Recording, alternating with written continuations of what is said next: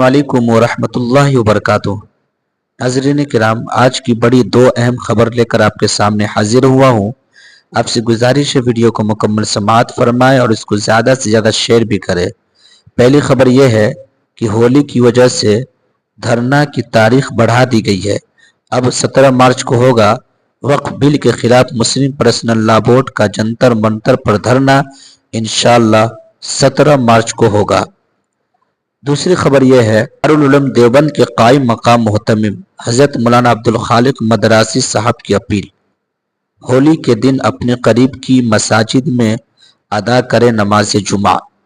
रमज़ानुल मुबारक का दूसरा जुमा और होली एक ही साथ 14 मार्च को है। इसके मुतालिक पुलिस और इंतजामी अफसरान की परेशानी बढ़ रही है और मौके पर अमन व अमान की बहाली इंतजामिया के लिए बड़ा चैलेंज है। इस सिलसिले में दारुल उलूम के कायम मकाम मोहतमिम मौलाना अब्दुल खालिक मदरासी ने मुस्लिम समाज से भाईचारा बरकरार रखने की अपील की है। मौलाना अब्दुल खालिक मदरासी ने आज मुस्लिम समाज से अपील करते हुए कहा है, बाहिमी अहम आहंगी और भाईचारा इस मुल्क की पहचान रही है। रमज़ान मुबारक में नमाजियों की तादाद बढ़ जाती है, इसलिए ज़रूरी है कि होली के दिन जुमा की नमाज पढ़ने के लिए दूर दराज की मस्जिद में जाने से बचे।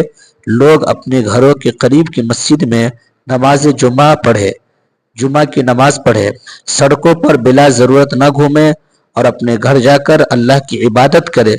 मौलाना मदरासी ने कहा है कि रमज़ानुल मुबारक अल्लाह की खुशनुदी हासिल करने का महीना है, इसीलिए इस महीने में ज़्यादा से ज़्यादा वक्त अल्लाह की इबादत में गुजारे, नमाजें पढ़ें और इबादत करने के साथ कुरान पाक की तिलावत करें।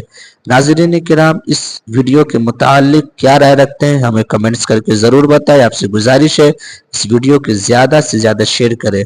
अस्सलामु अलैकुम वरहमतुल्लाहि वबरकातुहू।